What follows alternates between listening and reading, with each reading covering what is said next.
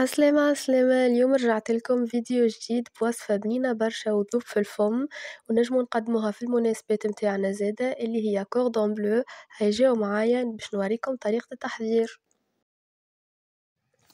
أول حاجة خذيت صدر دجاج وقصيته كما تشوفوا دي ترانش، وعصرت عليه عصرة قارص، وتو باش نفوحوه بشوية فلفل أكحل بسباس وملح وسنتين ثوم. بالنسبة للفاح تو باش نحط شطر الفاح اللي في الصحن، على خاطر باش نعاود نفوحه مرة أخرى في الآخر.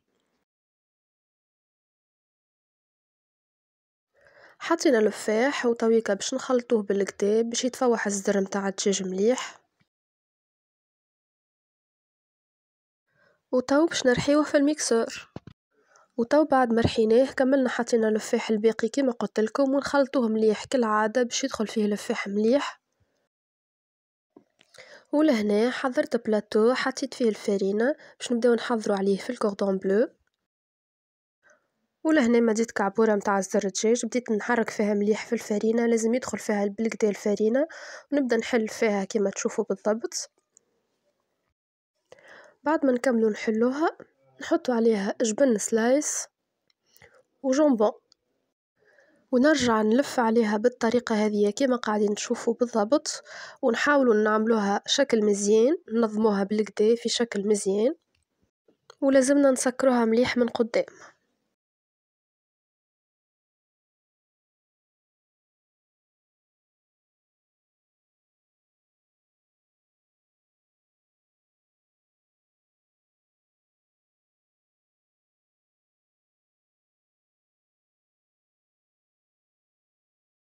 باش نكمل نحضر الكوردون بلو متاعي بنفس الطريقة لين تكملي الكونتيتي متاع صدر الدجاج اللي عندي.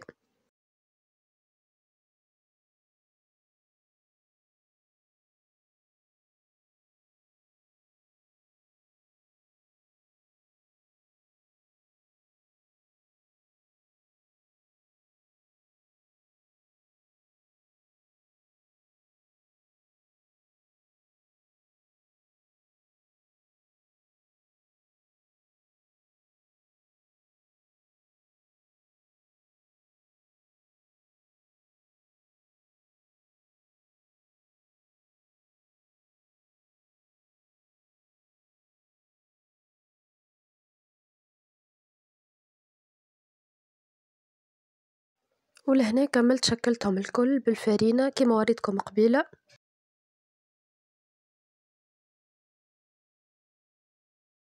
وتو باش نقليوهم حضرنا عظمة وشابلوغ، ونحطو بالكعبة بالكعبة في العظم نحطوها، وبعديك نحطوها في الشابلور، وبعديك نقليوها في الزيت.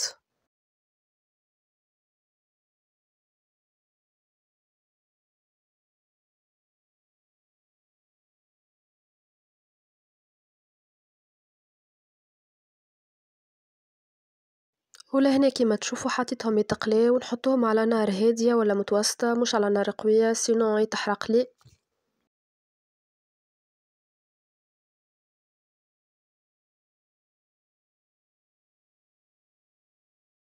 ولهنا طاب الكوردون بلو متاعي كي يوصل للون هذا لون دوغي لهنا يحضر، وديجا كان باش تجربوه وتوصلوا لليتاب هذيا باش تشموا الريحة البنينة متاع الفاح متاعنا، حاجة معمولة في الدار، حاجة بنينة برشا. بالحق جربوها وماكمش باش تندموا، جملة حاجة تذوب في الفم وزيد ساهلة. وكيما تشوفوا تنجموا تعملوا الأشكال اللي تحبوا عليها والشكل اللي تحبوا عليه. أنا حبيت النوع شوية في الأشكال. وتو باش نقصوا مع بعضنا الكوردون بلو باش نذوقوا مع بعضنا وتشوفوه من داخل وتشوفوا البنة، بالحق حاجة تشهي برشا. وكيما تشوفوا حاجة هشوشة برشا وبنينة، وأون بلوس تختاروا الجمبون اللي تحبوا عليه، النوع اللي تحبوا عليه، الجبن اللي تحبوا عليه، حاجة نعرفوها نحنا عاملينها بيدينا خير برشا من اللي من الشارع. وشوفوا لي وحدكم هاك البنة.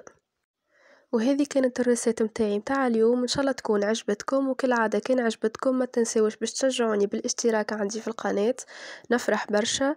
وان شاء الله نتلاقاو في رسالة جديدة، وتنقل لكم باي باي.